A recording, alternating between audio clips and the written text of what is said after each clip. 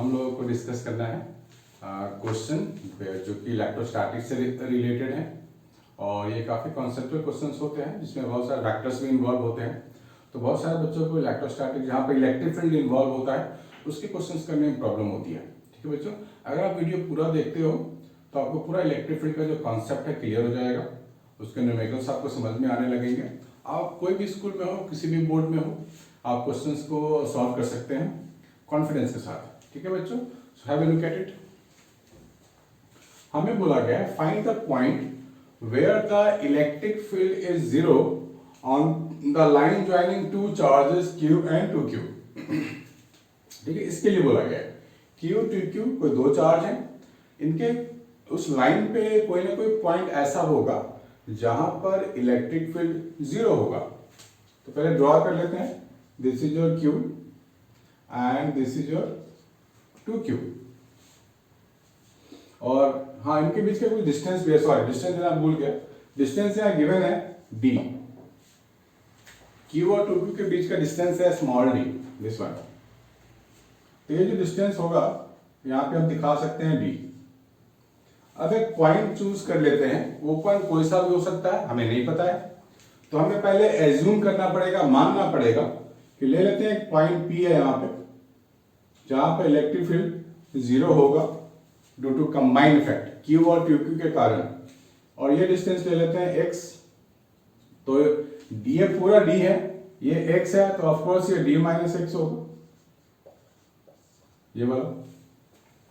तो Q के कारण जो इलेक्ट्रिक फील्ड होगा P पे किधर टुवर्ड्स राइट होगा E1, 2Q के कारण जो इलेक्ट्रिक फील्ड होगा P पे वो टुवर्ड्स लेफ्ट होगा, क्योंकि हम लोगों ने पढ़ा हुआ है थ्योरी पोर्शन में कि किसी भी पॉजिटिव चार्ज के कारण जो इलेक्ट्रिक फील्ड होगा किसी पॉइंट पे वो away from this positive charge होगा। ये पॉजिटिव है, इसके कारण जो फील्ड होगा वो इधर होगा, ये भी पॉजिटिव है, इसके कारण जो इलेक्ट्रिक फील्ड होगा वो इधर होगा। अब लिखेंगे for zero electric field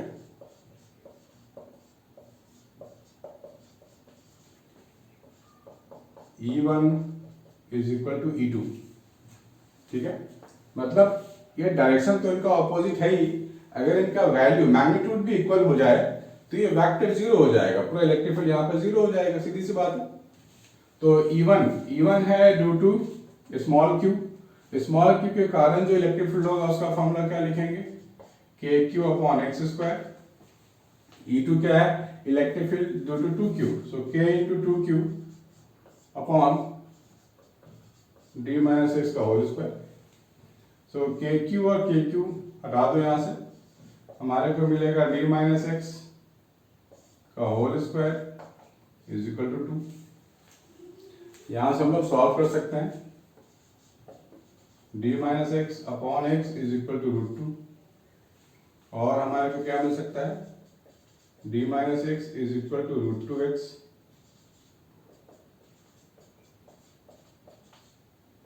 so d upon 1 plus √2 is equal to x। ये डिस्टेंस हमारे को आ गया d अपॉन 1 प्लस √2। ठीक है बच्चों, इजी है, कर सकते हैं। तो दिस इज द आंसर। इसमें कोई भी आपको डाउट होता है तो आप मुझे कांटेक्ट कर सकते हैं, कमेंट सेक्शन में जाके आप मुझे डाउट भेज सकते हैं, तो मैं आपको एक्सप्लेनेशन बता सकता हूँ। ठीक है, तो बच्चों ये मेरे ख्याल से डाउट होनी चाहिए, बहुत ही छोटा सा क्वेश्चन है। अभी हम आगे बढ़ते हैं, इसको नोट डाउन करो।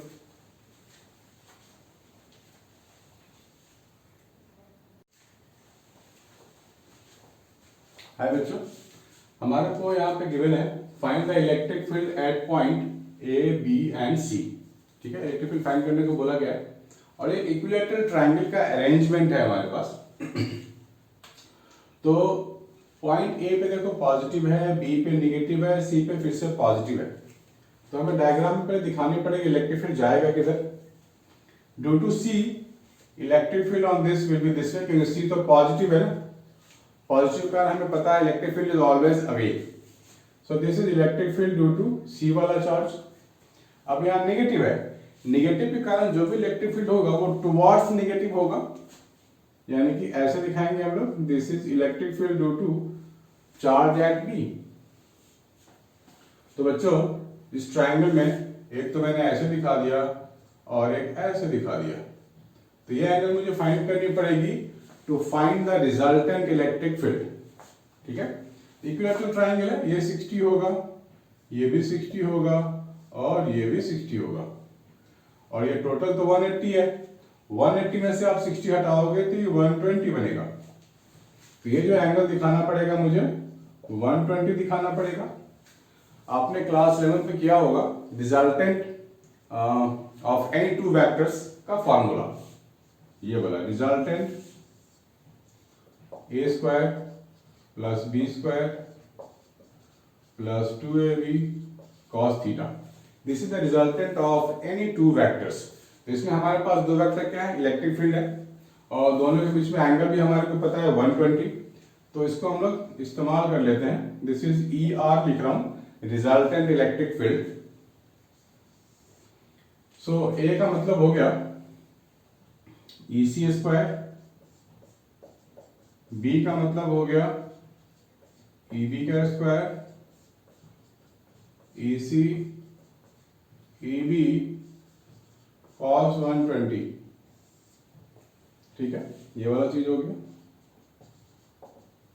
तो अब देखा जाए तो EC का फॉर्मूला हमें लिख लेना चाहिए अलग से, EC KQ upon L square, और EB क्या होगा, ये भी सेम होगा। यानी कि EC और EB का डायरेक्शन तो अलग है बट मैग्नीट्यूड सेम आ रहा है, वो हमने फॉर्मूला लगा के देख लिया। तो मैं क्या करूंगा, मैं नाम दोनों को एक ही दे सकता हूं, AC is equal to EB is equal to E।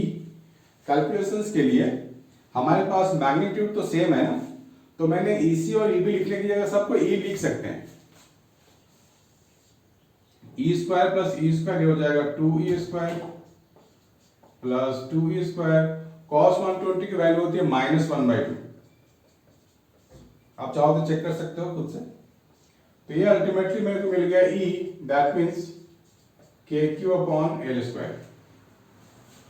ठीक है, तो ये आ गया resultant electric field eight A। तो आप यहां नाम दे सकते हो, resultant electric field eight A is KQ upon L square. Simple है। सिमिलरली आप B पे भी फाइंड कर सकते हो टोटल इलेक्ट्रिक फील्ड। इसको नोट कर लो, मैं इसको हटा देता हूं या फिर यहां कर देता हूं नीचे में। B पे इलेक्ट्रिक फील्ड की बात करेंगे तो डायरेक्शन कैसे होगा, ये पॉइंट B है, इसके कारण इलेक्ट्रिक फील्ड होगा वो इधर होगा, ऐसे दिखाना पड़ेगा। इसके कारण जो इलेक्ट्रिक फील्ड होगा वो इधर होगा, ऐसा, दिस वे। अभी एंगल मुझे पता करना पड़ेगा कितना है। मैंने यहां ऐसे दिखाया, ऐसे दिखाया, ये 60 होगा तो ये भी 60 होगा, वर्टिकली अपोजिट एंगल। बहुत पढ़ा हम लोगों ने 9th क्लास में, 10th क्लास में। सो this is 60, this is also 60, so this is 60 degree. Same formula लगाएंगे, यहाँ cos 120 क्या cos 60 हो जाएगा। आप चाहो तो करके देख लो, बड़ा इजी चीज है, आपको मजा भी आएगा। E square plus E square 2E square हो गया, यहाँ 2 ऑलरेडी है, दोनों के E सेम है, 2E स्क्वायर ये भी हो गया, इंटू cos ऑफ 60। ठीक है, cos 60 की वैल्यू हाफ होती है, ये कट जाएगा और ये कट जाएगा, हमारे को मिल जाएगा 3E स्क्वायर, ये हो जाएगा E√3।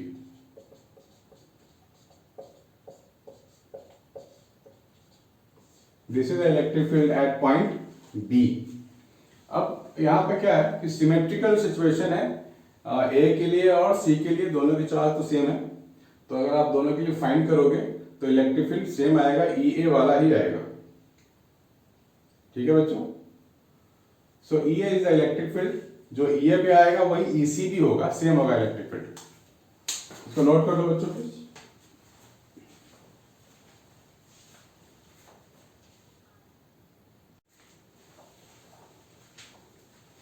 हाय बच्चों, यहां पर हमारे को फाइंड करनी है electric field at the point A, और ये स्क्वायर का अरेंजमेंट है।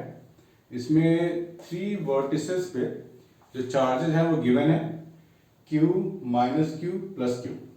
ठीक है, और ए पे फाइंड करनी है टोटल इलेक्ट्रिक फील्ड। तो सबसे पहले हमारे को डायरेक्शंस दिखाना होता है इलेक्ट्रिक फील्ड का, क्योंकि इट्स अ वेक्टर क्वांटिटी, उसके बिना डायरेक्शन के बिना सॉल्व करना बड़ा मुश्किल है।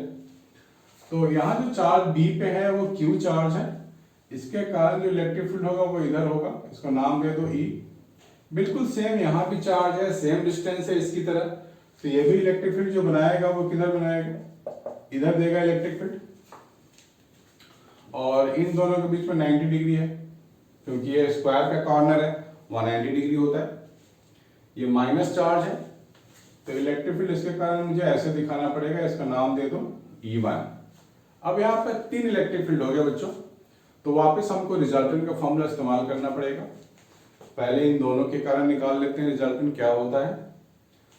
So resultant of this two we can find by using formula, same formula, E resultant under root E square plus E square cos of 90।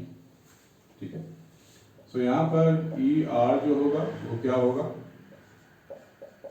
2 square cos 90 हो जाएगा 0, तो ये हो जाएगा हमारे पास ई रूट 2। तो जो रिजल्टेंट आएगा वो इधर होगा, that is E root 2। So E net, अब हमारे को इन दो इलेक्ट्रिक फील्ड से कोई मतलब नहीं है, इसको हम लोग चाहे तो यहां से हटा सकते हैं। अब हमारे को इन दोनों से मतलब है।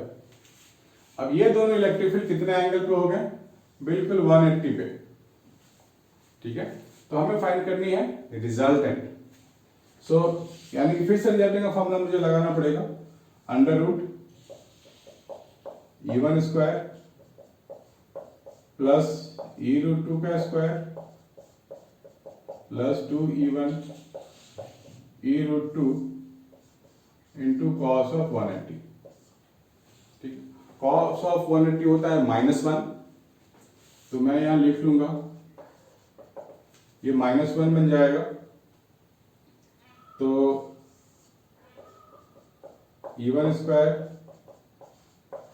प्लस E रूट 2 का square minus 2 E1 E root 2, this is formula. तो आपको इसका फॉर्मूला दिमाग में याद आ रहा होगा, a square plus b square minus 2ab, ये ए ले लो ये बी ले लो, दैट मीन्स ये हो गया E1 माइनस E रूट 2 का होल स्क्वायर। ठीक है, तो इस तरह के केसेस में जहां पर रूट के अंदर स्क्वायर हो तो रूट तो हट जाएगा, मुझे क्या मिलेगा E1 माइनस E रूट 2। तो बच्चों अगर आपको पहले से आइडिया है वेक्टर्स का, when two vectors are oppositely directed, अगर दो वेक्टर बिल्कुल अपोजिट है और हमें टोटल वेक्टर फाइंड करनी होगी, तो हम लोग लिखेंगे बड़ा वेक्टर माइनस छोटा वेक्टर।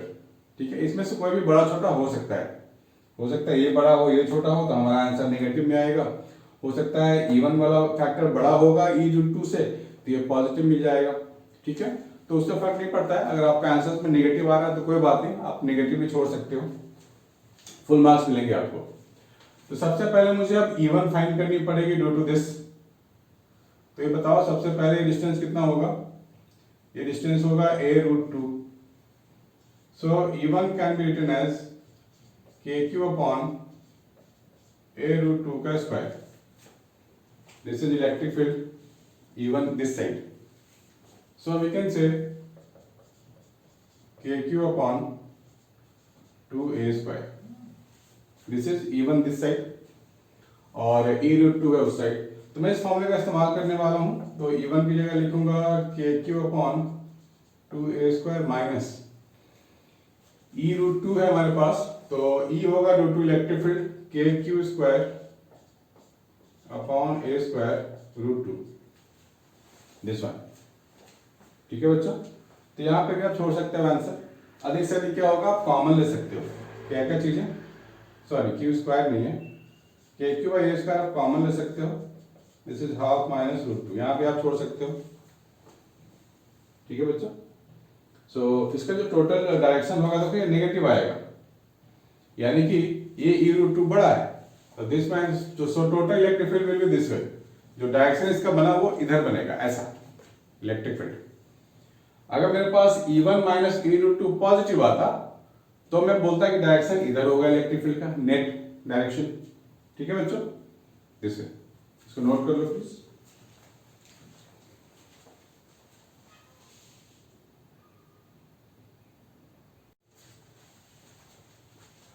हाँ बच्चों, ये काफी इंपॉर्टेंट क्वेश्चन पूछा गया है, कॉन्सेप्चुअल क्वेश्चन है।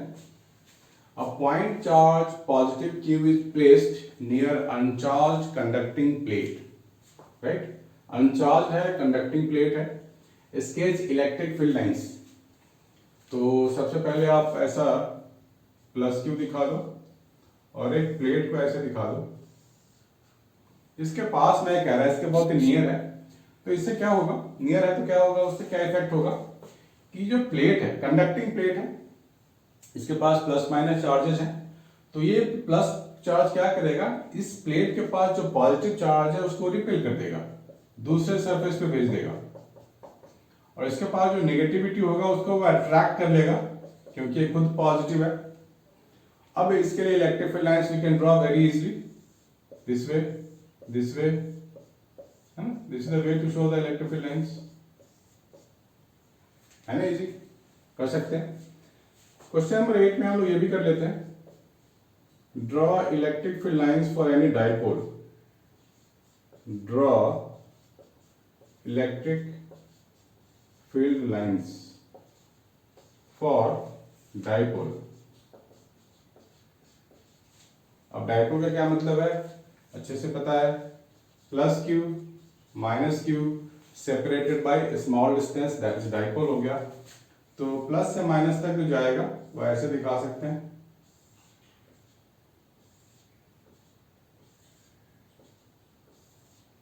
दिस वन, ठीक है। This is the way to show the electric field line for any dipole. यहाँ ये भी हो सकता था कि दोनों प्लस प्लस चार्ज है, then draw the electric field line. Question number 9, draw electric field lines for 2 plus Q charges, यानी कि एक प्लस क्यू आप ऐसे ले लो, एक प्लस क्यू आप ऐसे ले लो। अब देखो इसके कारण तो इलेक्ट्रिक फील्ड अवे होगा, राइट, और एक न्यूट्रल पॉइंट मिलेगा हमारे को, क्योंकि इसके कारण इलेक्ट्रिक फील्ड इधर, इसके कारण इधर, तो एक न्यूट्रल पॉइंट भी आएगा ना।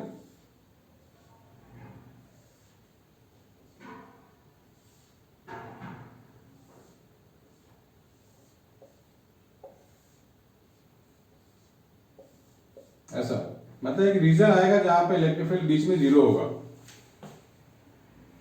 This is the way to draw electric field lines for 2 positive charges, ठीक है। प्लीज ड्रॉ कर लो बच्चों।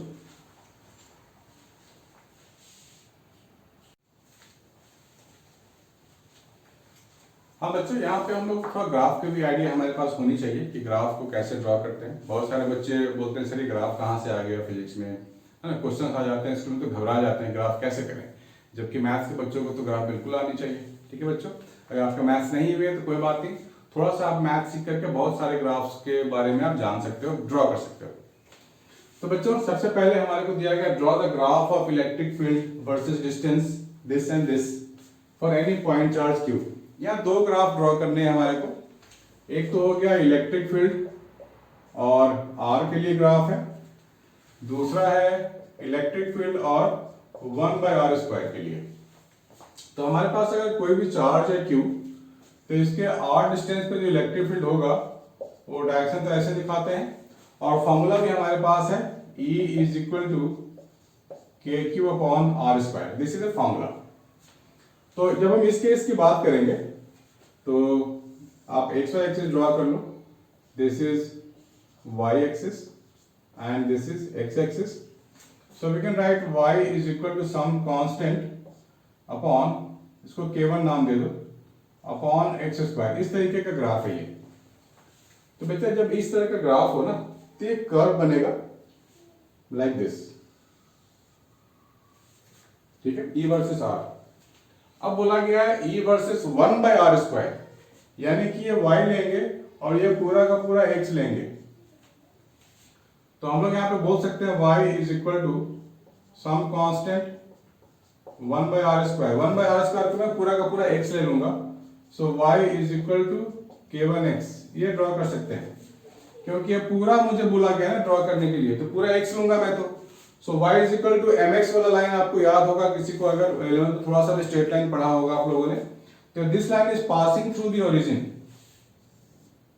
सो we can draw the graph like this. This is e and this is 1/r², this one. ठीक है बच्चों, तो आपको हर एक ग्राफ का मैं आइडिया दूंगा, कोई भी ग्राफ आपसे छूटेगा नहीं। अगर आपको कोई भी डाउट होता है तो आप मुझे डायरेक्टली बता सकते हो, मैं आपको अच्छे से एक्सप्लेन भी कर सकता हूँ। फिलहाल मेरे ख्याल से इसमें भी डाउट नहीं होने चाहिए क्योंकि काफी इजीएस्ट ग्राफ है, इसमें कोई भी बहुत बड़ी बात नहीं है। ठीक है बच्चों, please make a note of it.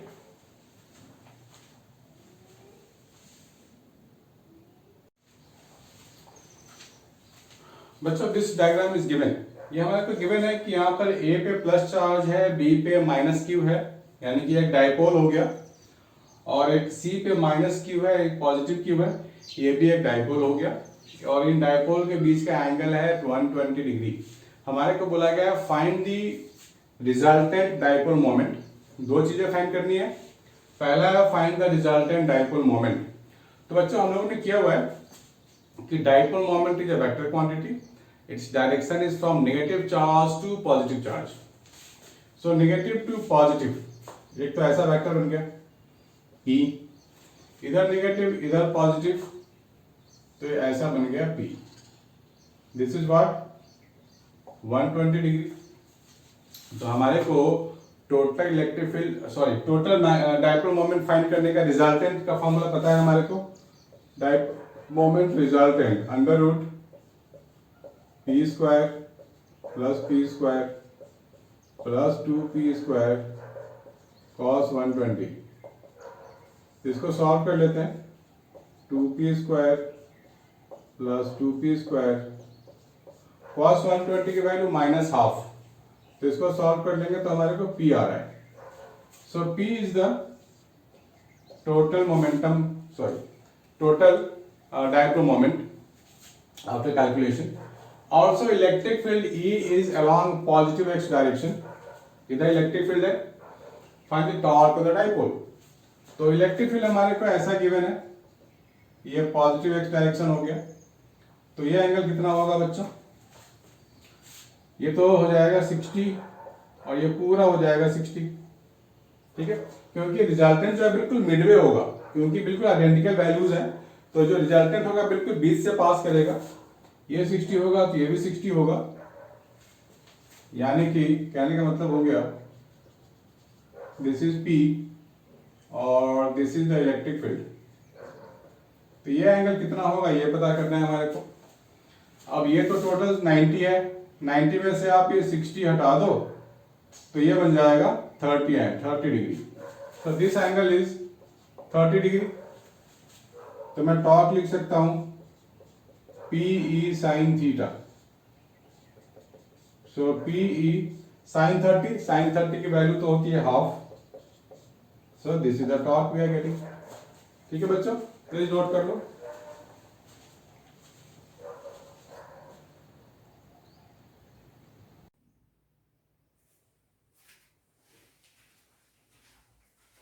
हाय बच्चों, देखो न्यूमेरिकल्स क्वेश्चन के साथ साथ conceptual questions are also equally important. इसमें कॉन्सेप्ट बेस्ड हमें लैंग्वेज लिखना पड़ता है, या फिर graphical questions are also important. ठीक है बच्चों, तो हम लोग न्यूमेरिकल्स भी करने वाले हैं, ग्राफिकल क्वेश्चंस भी करेंगे, और कॉन्सेप्ट बेस्ड थियोरेटिकल क्वेश्चंस भी होने चाहिए। ठीक है बच्चों, ये सारे आपको मिक्स मिलेंगे। अगर आप पूरा देखते हो तो आपको पूरा कॉन्सेप्ट आपका बिल्कुल ही स्ट्रांग हो जाएगा। जैसे हमने अभी क्वेश्चन चूज किया है, why two electric field lines never intersect. ठीक है, आपने पढ़ा होगा, सुना भी होगा कि इंटरसेक्ट नहीं करते हैं। तो बेसिकली क्यों नहीं करते हैं, हमारे पास सपोज एक इलेक्ट्रिक फील्ड लाइन है, ऐसा कोई कर्व मान लेते हैं। देखो हर एक पॉइंट पे अगर मेरे को बोला जाए इस पॉइंट ए पे बताओ इलेक्ट्रिक फील्ड की डायरेक्शन किधर है, या फिर इस पॉइंट बी पे बताओ इलेक्ट्रिक फील्ड की डायरेक्शन किधर है, या फिर पॉइंट सी पे किधर होगा, अगर पर्टिकुलर पॉइंट पे इलेक्ट्रिक फील्ड आपको चाहिए तो हम लोग क्या करते हैं, टेंजेंट ड्रॉ करते हैं, इधर जाएगा इलेक्ट्रिक फील्ड। बी पे भी टेंजेंट ड्रॉ करेंगे तो बी पे इलेक्ट्रिक फील्ड मिल जाएगा। सी पे टेंजेंट ड्रॉ करेंगे तो इलेक्ट्रिक फील्ड सी मिल जाएगा। तो every point has got its own direction of electric field. ठीक है बच्चों, अगर कोई दो इलेक्ट्रिक फील्ड इंटरसेक्ट करता है, ये कोई इलेक्ट्रिक फील्ड लाइन 1 है, या ऐसा दो इलेक्ट्रिक फील्ड लाइन अगर इंटरसेक्ट करता है तो यहाँ पे क्या होगा, यहाँ पे एक टेंजेंट इसके लिए पॉसिबल है और एक टेंजेंट इसके लिए पॉसिबल है। तो यहाँ दो टेंजेंट बन रहे हैं, यानी कि there are two direction of electric field at this point. ये तो पॉसिबल ही नहीं है ना भाई, कोई भूत थोड़ी है एक ही बार में दो जगह दिखेगा। एक बार में दो जगह जा सकता है क्या कोई भी चीज? नहीं जा सकता, that's impossible. So two electric field at the same point not possible. इसका क्या मतलब हुआ कि two lines of electric field can not intersect, never. अब यहां पे एक और क्वेश्चन बनता है, can two equipotential surfaces intersect? कोई भी दो इक्विपोटेंशियल सरफेस इंटरसेक्ट करेंगे? तो इसका भी जवाब सेम है, नो।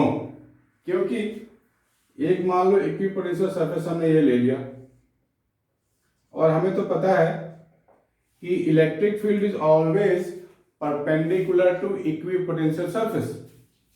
दूसरा इक्विपोटेंशियल सरफेस मैंने ये ले लिया, इसका इलेक्ट्रिक फील्ड किधर होगा? इधर होगा। ठीक है, अगर दोनों इंटरसेक्ट करते हैं, मान लो इन दोनों को मैं इंटरसेक्ट कराता हूं ऐसे, इसका इलेक्ट्रिक फील्ड किधर जाएगा? ऐसे जाएगा। और इसका इलेक्ट्रिक फील्ड कैसे जाएगा? ऐसे जाएगा। So this two are intersect. यहां भी दो इलेक्ट्रिक फील्ड इंटरसेक्ट होने वाले हैं, हो रहे हैं। तो वापस हम इसी क्वेश्चन में आ गए ना कि two electric field lines can never intersect.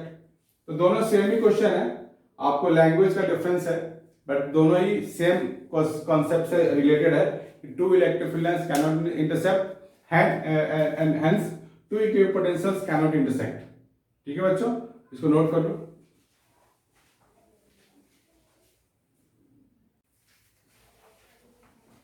हाँ बच्चों, ये क्वेश्चन बहुत ही इंपॉर्टेंट है, आपको बहुत सारे बुक में मिल जाएंगे। कोई ऑयल ड्रॉप, कोई चार्ज पार्टिकल है जो स्टेशनरी है बिटवीन टू प्लेट्स। तो इसको एक्सप्लेन करने से आपको और भी ज़्यादा समझ में आएगा बच्चों कि टू प्लेट्स का अरेंजमेंट कैसे होगा, इलेक्ट्रिक फील्ड कैसे कैसे काम करता है। An oil drop is at rest between two charged plate of separation D. The potential difference between these plates is V. Mass of charge Q, the charge Q उसका mass given है M.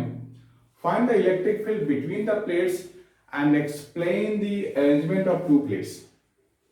ठीक है, दो plate लगा हुआ है, question clear हो गया होगा आपको। दो प्लेट है और इलेक्ट्रिक फील्ड होगा कुछ उनके बीच में।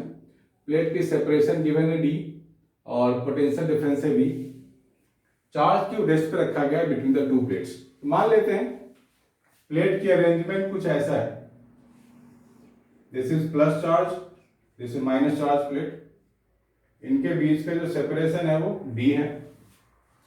इतना तो हम बच्चों को पता है कि प्लस से नेगेटिव की ओर जाएंगे तो इलेक्ट्रिक फील्ड की डायरेक्शन ऐसे दिखाएंगे, this is from positive to negative, this is the electric field. और potential difference between the two plates is V, यहाँ पे गिवन है। तो यहां मैं लिख सकता हूं electric field is equal to V by D. This is the electric field between the two plates. और कोई भी चार्ज पार्टिकल अगर यहां पे होगा, ठीक है, तो उस पर फोर्स किधर लगता है? हम लोगों ने पहले किया हुआ है, any positive charge experience force along the electric field. तो इस पर फोर्स इधर लगेगा और इसका वेट नीचे रहेगा।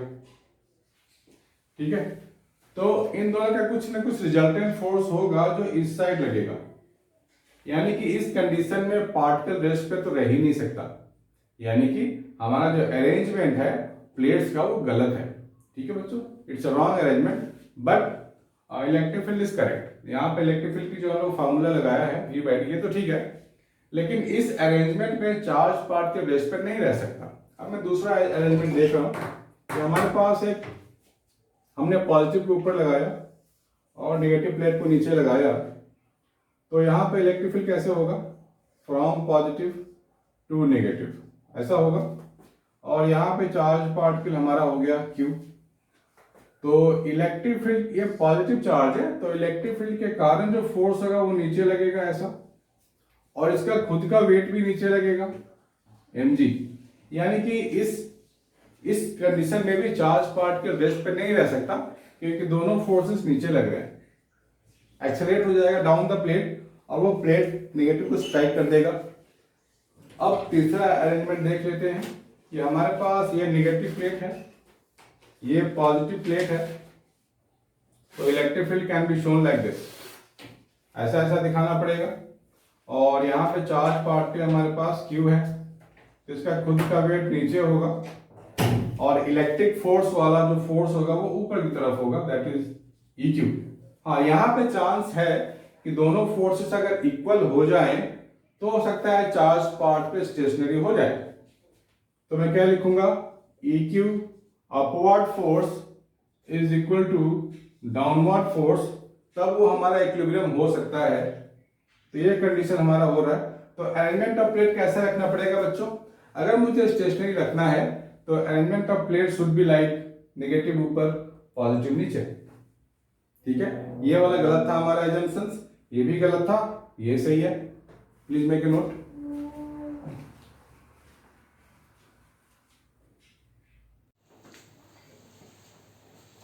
हाय बच्चों, ये इलेक्ट्रिक फ्लक्स का क्वेश्चन है जो काफी अच्छा क्वेश्चन है और इम्पॉर्टेंट क्वेश्चन भी है किसी भी बोर्ड के लिए, सीबीएसई हो या आईएससी हो।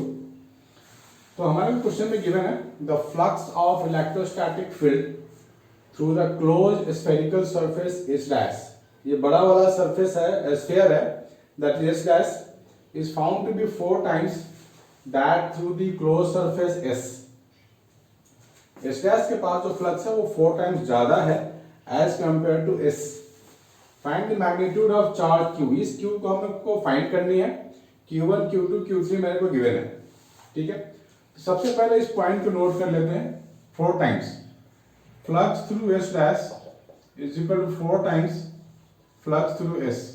दिस वन जो एस डैश वाला चीज है, इसके पास फ्लक्स क्या लिखेंगे, total charge enclosed upon epsilon naught Q plus Q1 plus Q2 plus Q3 whole divided by epsilon naught is equal to 4 times of flux S। S वाले के पास क्या है, Q1 Q2 Q3 है, सिर्फ Q1 plus Q2 plus Q3 upon epsilon not this one.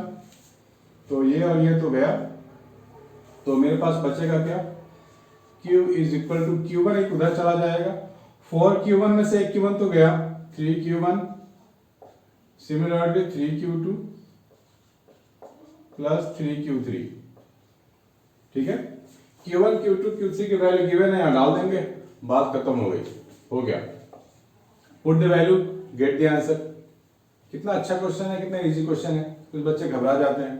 ठीक है, एक और क्वेश्चन करके देखते हैं, क्वेश्चन नंबर 13।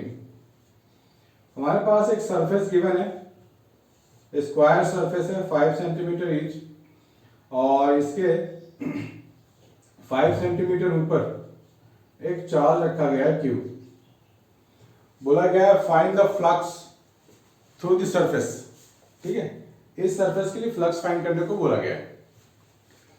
तो सबसे पहले क्या करेंगे बच्चे, हम लोग इस Q को इनक्लोज करना पड़ेगा किसी क्लोज फिगर में। तो हमारे पास एक स्क्वायर बेस गिवन है, तो हम लोग इसी स्क्वायर बेस में इसको बंद कर देंगे, इनक्लोज कर देंगे। जैसे बेस गिवन है, आप एक खुद से स्क्वायर वाला प्लेट ऊपर लगा लो, इधर लगा लो, इधर लगा लो। ठीक है, ये हम लोगों ने बना लिया इसके लिए इनक्लोज सरफेस। तो एक क्यूब में इनक्लोज हो गया, तो टोटल फ्लक्स, अब जो हमने क्यूब बनाया था 6 सरफेसेस है।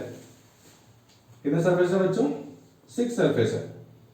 सो क्यू बाय एप्सिलॉन नॉट, ये फ्लक्स हो गया पूरे क्यूब के लिए। आप अपने रूम को एक क्यूब एज्यूम कर सकते हो, इसमें 6 सरफेसेस हैं, लेकिन हमारे को फ्लोर के लिए बोला गया फाइंड द इलेक्ट्रिक फ्लक्स, यानी कि हमारे को एक सरफेस के लिए फाइंड करनी है, तो डिवाइड बाय 6 कर देंगे, ये हो गया, है ना इजी। इसको नोट कर लो बच्चों।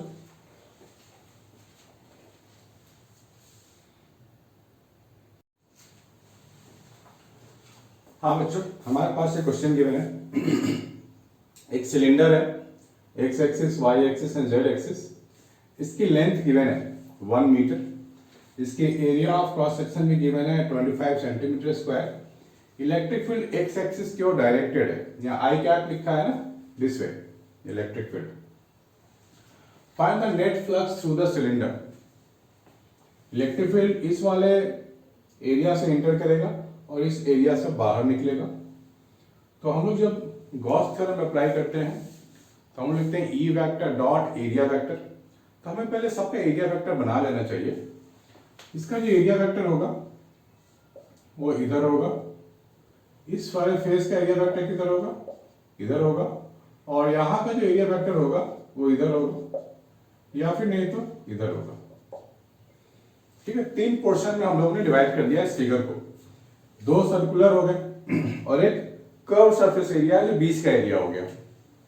हम लोग 3 रीजन में इलेक्ट्रिक फील्ड फाइंड करेंगे, इलेक्ट्रिक फ्लक्स फाइंड करेंगे।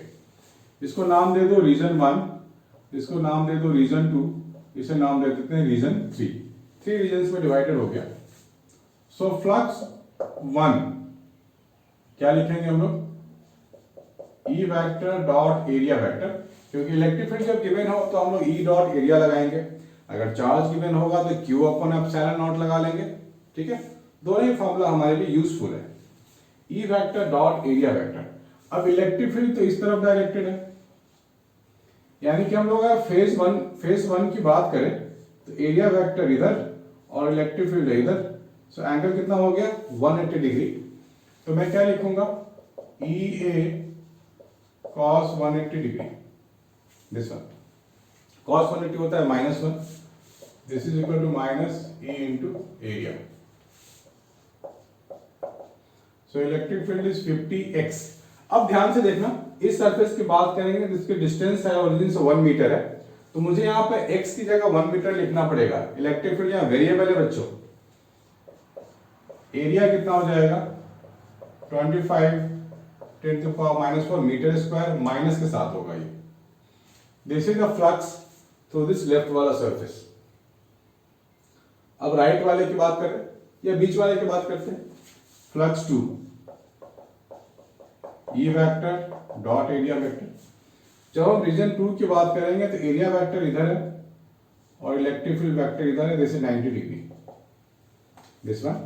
सो we can say E A cos of 90 वो हो जाएगा 0। फ्लक्स ऑफ 3, इसकी बात करेंगे हम लोग तो रीजन 3 ये 2 था, 3 में क्या देखा, एरिया वेक्टर इधर, इलेक्ट्रिक फील्ड भी इधर। सो यहाँ पे दोनों पैरेलल है तो 0 डिग्री लेना पड़ेगा, ई ए कॉस 0 डिग्री। अब यहाँ इस फेस की इलेक्ट्रिक फील्ड अगर चाहिए तो 1 + 1 2 मीटर आएगा in place of x। So this is 50 × 2, area है 25 × 10⁻⁻⁴, cos 0 तो 1 हो गया। ये हो गया तीसरा फ्लक्स। इन तीनों को ऐड कर देते हैं तो फ्लक्स टोटल मुझे मिल जाएगा। ये तो 0 हो गया, इन दोनों को ऐड कर देंगे तो क्या मिलेगा 50 × 25 × 10⁻⁻⁴। ठीक है, ये मिलेगा टोटल फ्लक्स। पहला पार्ट तो हमारा हो गया, find the net flux through the cylinder. अब बोला गया find the net charge enclosed in the cylinder. तो टोटल जो फ्लक्स होगा this is equal to charge enclosed upon epsilon naught होगा। तो हो गया, दैट्स इट। एप्सिलॉन नॉट को इससे मल्टीप्लाई कर दो, चार्ज आपका आ जाएगा। एप्सिलॉन नॉट की वैल्यू जो हमारे पास है वो फिक्स होती है, सबको पता है 8.85 10⁻⁻12। ठीक है, इसको इससे मल्टीप्लाई कर दो, क्यू हो जाएगा, आ जाएगा। ठीक है बच्चों, please make a note of it.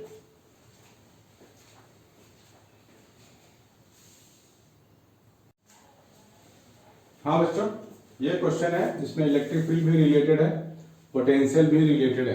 ठीक है, तो आपको समझ में आ गया होगा कि जब इलेक्ट्रिक फील्ड और पोटेंशियल रिलेटेड हो तो क्या क्या फॉर्मूला दिमाग में आना चाहिए।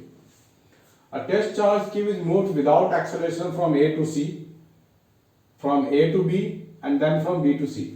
ठीक है, ये पाथ बताया गया है, A से B गया है और B से C गया है इस डायग्राम में, as shown. Find the potential difference between A and C. हमारे को A और C के बीच में बोला गया find the potential difference. तो क्या करें बच्चों, हमारे पास तो फॉर्मूला हम लोगों ने डिराइव किया था, E is equal to minus dV by dr. ठीक है, ये फॉर्मूला डिराइव किया था हम लोगों ने। dV means final potential minus initial potential और dr मीन्स ये वाला distance from A to C। जब A टू C हम लोग जा रहे हैं ना, तो दिस इज योर डिस्प्लेसमेंट, यहां से यहां तक, दिस इज द डिस्प्लेसमेंट।